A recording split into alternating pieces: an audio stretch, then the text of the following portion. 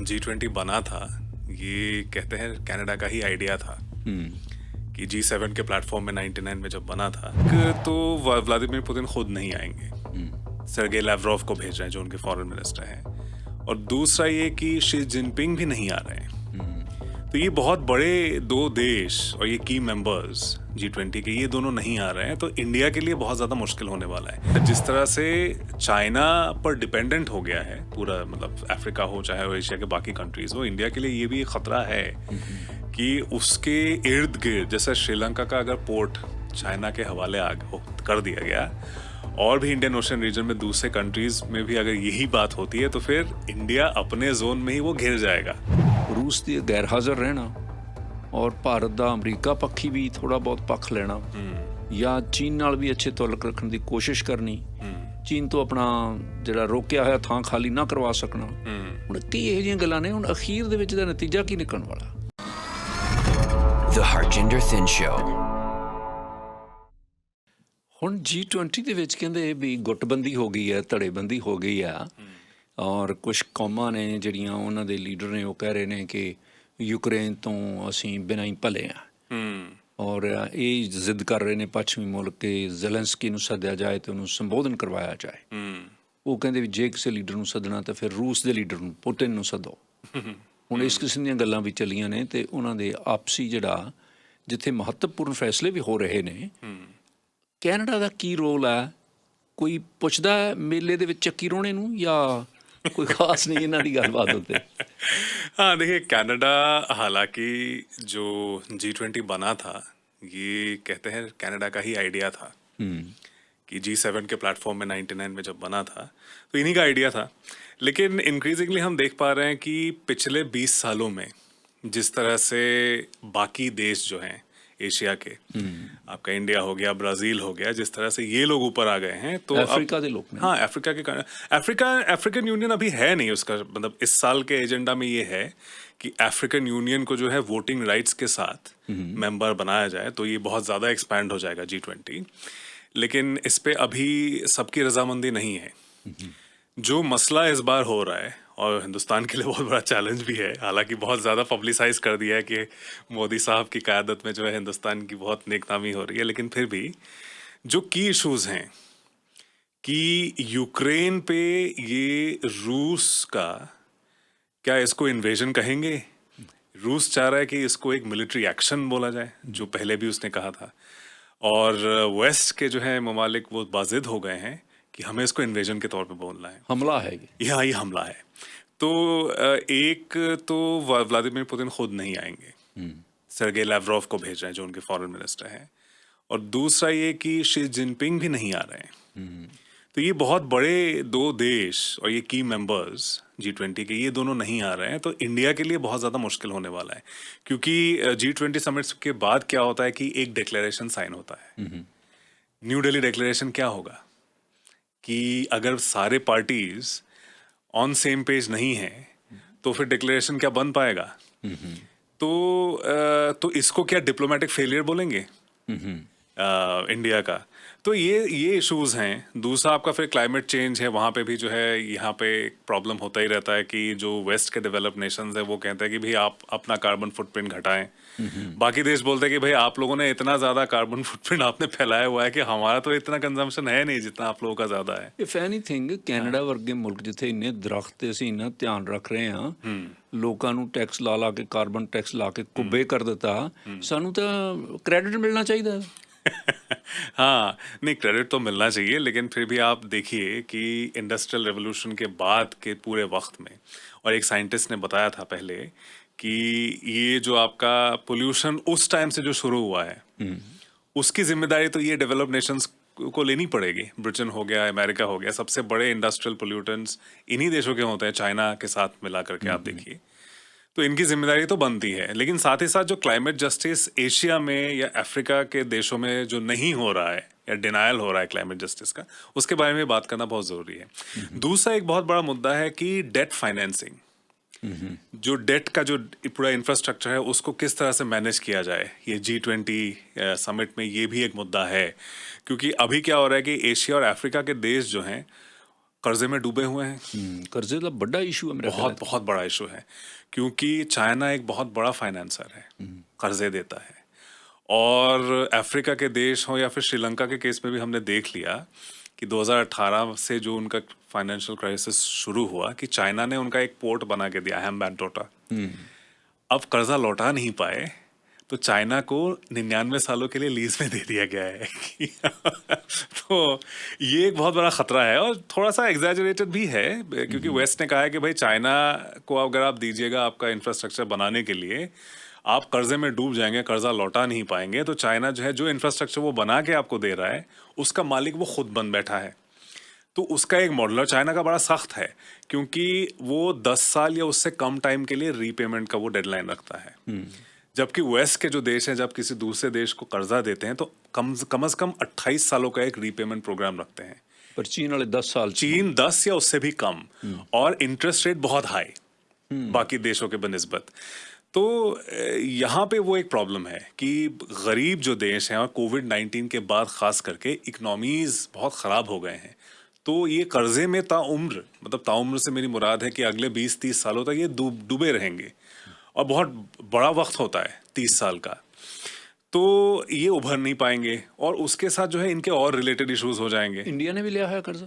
नहीं, इंडिया कर्जा लेता भी है, देता भी है, लेकिन जिस तरह से चाइना पर डिपेंडेंट हो गया है पूरा, मतलब अफ्रीका हो चाहे एशिया के बाकी कंट्रीज हो, इंडिया के लिए ये भी एक खतरा है कि उसके इर्द गिर्द, जैसे श्रीलंका का अगर पोर्ट चाइना के हवाले कर दिया गया, और भी इंडियन ओशन रीजन में दूसरे कंट्रीज में भी अगर यही बात होती है, तो फिर इंडिया अपने जोन में ही वो घिर जाएगा, है ना, अपने मैरीटाइम वाटर्स में वो घिर जाएगा। तो इसका एक खौफ तो है, लेकिन इंडिया और चाइना के दूसरे रिलेशंस भी खराब हैं।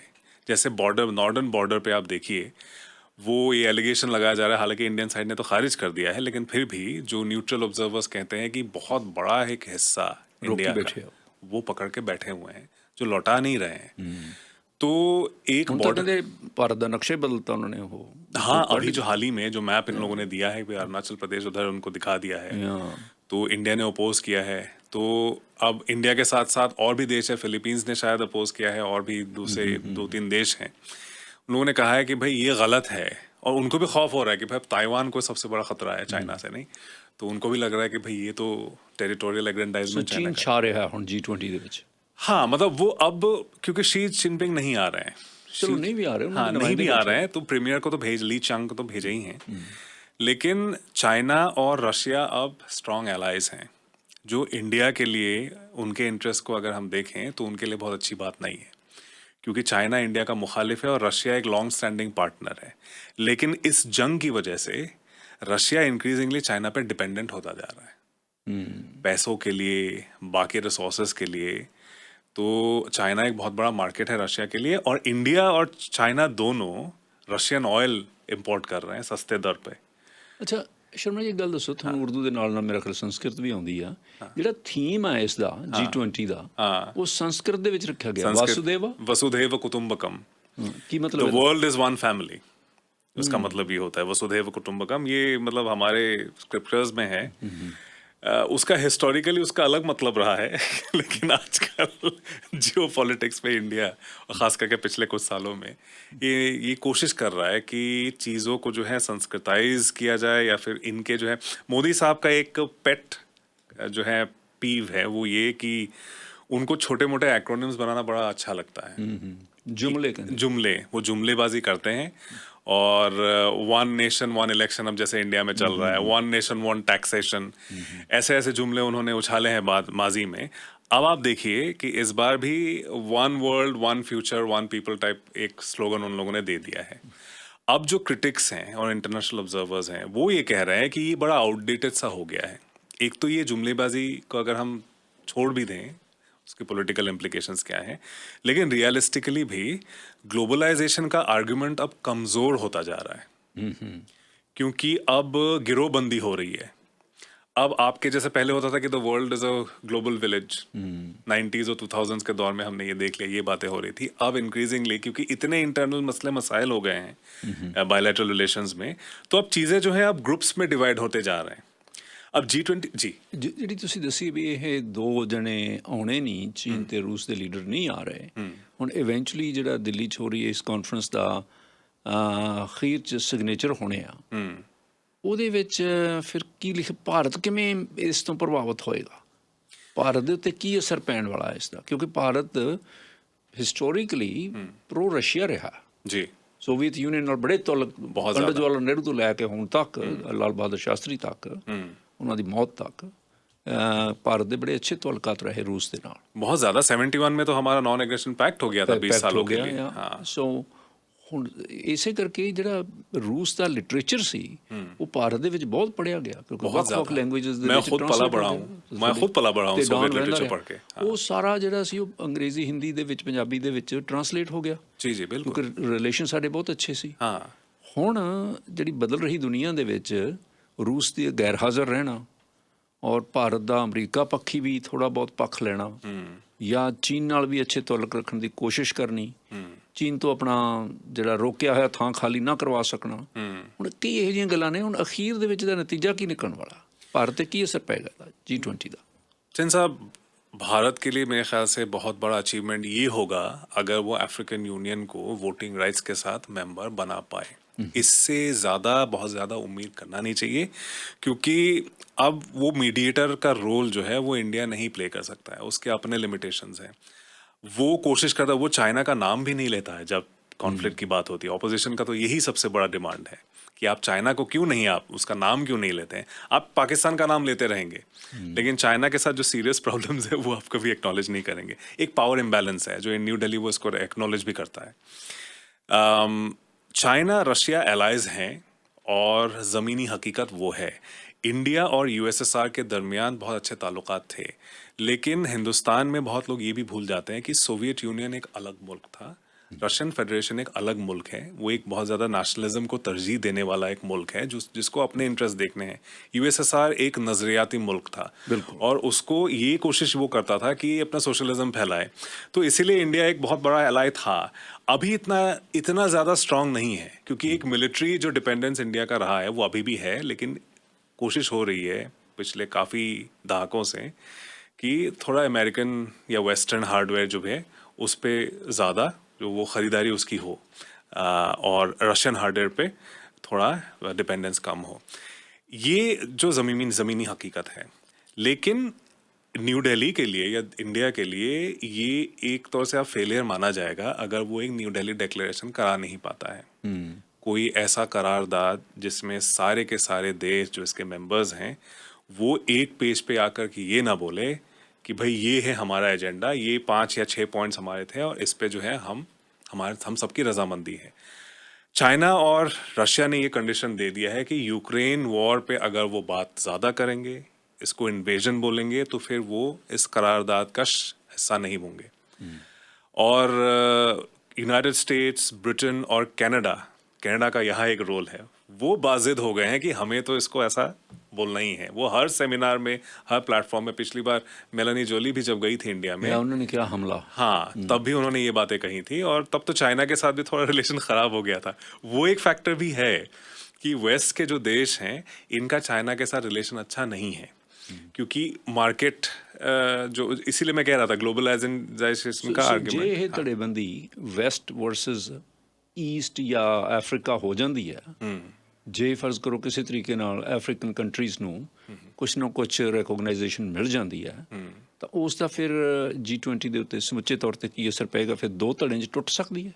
चैलेंजेस की ने? चैलेंजेस तो हैं, क्योंकि एक बड़ा चैलेंज ये होगा कि ये बहुत बड़ा ऑर्गेनाइजेशन हो जाएगा और ज़्यादा अनवील्डी हो जाएगा, क्योंकि पहले से जो है 20 यूरोपियन यूनियन पूरा शामिल है इसमें, मतलब 20 तो अलग, बाकी 19 अलग देश और 20 यूरोपियन यूनियन हो गया, 20 नंबर। अफ्रीकन यूनियन भी अगर आ गया तो एक बहुत बड़ा ग्रुप हो जाएगा। और इस बात से सबको हैरत भी हो रही है कि इसका कोई एक इंटरनेशनल ऑफिस नहीं है, सेक्रेटेरिएट नहीं है, जैसे यूनाइटेड नेशंस का है, यूरोपियन यूनियन का है, इसका नहीं है। G20 का नहीं है। तो G20 का सिर्फ, बहुत लोग ये भी कह रहे हैं कि ये फोटो ऑप अपॉर्चुनिटीज़ हैं, बहुत ज़्यादा डिटेल में किसी के साथ बात नहीं होती है, आप मेल मिलाप करते हैं, 2 या 3 दिन का प्रोग्राम होता है, इंडिया में जैसे 2 दिनों का हो रहा है, तो आप कोई इंटरनेशनल सिग्निफिकेंट कोई आपका डिप्लोमेटिक कुछ उस पर इम्पैक्ट होता नहीं है, ना ही कोई इकोनॉमिक बहुत स्ट्रांग आर्गुमेंट आप दे पाते हैं। इतना बड़ा ऑर्गेनाइजेशन क्या आने वाले, जैसे 2009 फाइनेंशियल क्राइसिस जब हुआ था, ग्लोबल मेल्टडाउन, जो लंदन समिट हुआ था 2009 का, उसमें वो बहुत सबसे सक्सेसफुल G20 समिट वो रहा है, क्योंकि उसमें सारे के सारे देश आके एक इकट्ठे हो गए कि हमें इस क्राइसिस से बैंक्स को और बाकी फाइनेंशियल इंस्टीट्यूशंस को बचाना है। तो पुरजोर कोशिशें वहाँ पे हुई, तो वो सक्सेसफुल था। लेकिन पिछले 2, 3 या 5 सालों में आप देखिएगा कि बहुत ज़्यादा, हाँ, पिछले साल भी इंडिया ने बहुत कोशिश की कि रशियन फेडरेशन को वो एक्सेप्टेबल किया जाए उनके लिए, जो बाली डिक्लेरेशन था। लेकिन इस साल इंडिया का लग नहीं रहा है कि वो कुछ बहुत ज़्यादा सिग्निफिकेंट कुछ कर पाएगा। साथ ही साथ इंटरनल चीज़ें भी है, जो मैंने पूरा इंटरनेशनल मीडिया मैंने छान मारा, कोई एक पॉजिटिव मुझे कोई स्टोरी दिखा नहीं कि इंडिया ने क्या किया है। दिल्ली में आप जैसे, यहाँ ये कहना भी बहुत ज़रूरी है कि आप जो इस चीज़ को इतना प्रमोट कर रहे हैं कि भाई हमारी क़यादत में ये हुआ है, हमारे लीडरशिप के लिए बहुत बड़ा जो है रिकग्निशन है, लेकिन इंटरनली आपने हज़ारों लोगों को बेघर कर दिया दिल्ली में, झुग्गी झोपड़ियों को तोड़ दिया है। उसको ढकने के लिए आपने आर्टिफिशियल वो दोनों सड़कों के दोनों तरफ आपने पार्टीशंस कर दिए कि लोग देखें ना कि उस तरफ गरीबी है। इस चीज़ों को छुपाने के लिए किया गया है। कोई फूड डिलीवरी दिल्ली में 3 दिनों तक नहीं होगी, आप खाना ऑर्डर कर नहीं सकते क्योंकि इतने रेस्ट्रिक्शंस आपने लगा दिए हैं। 200 से ज़्यादा ट्रेनें आपने रद्द कर दी हैं। आपने 160 फ्लाइट्स को रद्द कर दी हैं, दिल्ली से आने वाले या जाने वाले। तो आप इस इतने बड़े समिट को आप मैनेज नहीं कर सकते इतने बड़े शहर में। तो आप किस तरह से ये क्लेम कर रहे हैं कि आप दुनिया में चीज़ों को, ये इंटरनेशनल डिप्लोमेसी को आप इस तरह से हैंडल कर पाएंगे या मैनेज करेंगे? तो ये आर्ग्यूमेंट्स हैं। जो क्रिटिक्स का ये कहना है कि आने वाले 5 सालों में शायद और भी इसका रेलेवेंस कम हो जाए, ये एक बहुत बड़ा पार्टी बन के रह जाए। G20 में एक शोशा बन जाएगा। हाँ, क्योंकि अब जैसे इकोनॉमी के हवाले से अगर हम बात करें, तकरीबन 85% दुनिया का GDP इन देशों के पास है। तो उस हिसाब से ये बहुत बड़ा इंपॉर्टेंट ग्रुप है। लेकिन क्या रियलिस्टिकली सारे पार्टीज का एक पेज पे आना क्या मुमकिन है, वो कहना बड़ा मुश्किल है। यूक्रेन वॉर की वजह से तो एक रोड़ा अटका दिया गया है, लेकिन और भी इश्यूज माजी में भी रहे हैं। और हमें ये बात मान लेना चाहिए कि चाइना अगले 20-30 सालों तक यूनाइटेड स्टेट्स का मुखालिफ रहेगा। और अगर रशियन फेडरेशन को ज़्यादा तरजीह ना भी देते हैं तो चाइना को तो देना पड़ेगा, क्योंकि अल्टीमेटली वो एक इकोनॉमिक पावर हाउस है बहुत ज़्यादा बड़ा। सो अगली जी समिट है वो रियो डी जेनेरो में, हाँ, ब्राज़ील में दिसंबर। हाँ, तो अगले साल, तो अब 1 साल के लिए रहता है प्रेसिडेंसी, ये रोटेशनल बेसिस पे होता है। पिछले साल इंडोनेशिया के पास था, इस साल इंडिया के पास है। दिसंबर 2023 में इंडिया से हट के ही वो ब्राज़ील के पास चला जाएगा, 1 साल तक रहेगा। तो अगला समिट रियो दे जनेरो में होगा और वहाँ पे भी सेम चीज़ें होंगी, debt financing, credit restructuring, women empowerment, आपका जो है सस्टेनेबल डेवलपमेंट गोल, जो इस साल भी अगले साल भी होंगे। हो सकता है अगले 1 साल में यूक्रेन वॉर की वजह से कुछ और चेंज हो जाए, तो वो देखना पड़ेगा अगले साल का क्या एजेंडा बनता है। जंग नहीं जल्दी हो सकता है ख़त्म भी हो जाए, हो सकता है किसी एक साइड की विक्ट्री हो जाए, ये कहना बड़ा मुश्किल है। पर ऐतकी बेशक पुतिन ते चीन के प्रेसिडेंट नहीं आए, हाँ, लेकिन उन्होंने प्रभाव जो प्रत्यक्ष है वो है, बिल्कुल है। और इस आप इग्नोर नहीं कर सकते, रशियन फेडरेशन एक बहुत स्ट्रांग देश है और चाइना तो है, आपके नॉर्दर्न बॉर्डर पे वो सवार है और वो एक ज़मीनी हकीकत है जिसको आप इग्नोर नहीं कर सकते। और आने वाले वक्त में इंडिया के लिए भी दिक्कतें पैदा होंगी, इंटरनली भी होंगी और एक्सटर्नली भी, ये कहा जा सकता है। बड़ी मेहरबानी, शुक्रिया। आपका बहुत शुक्रिया धन साहब।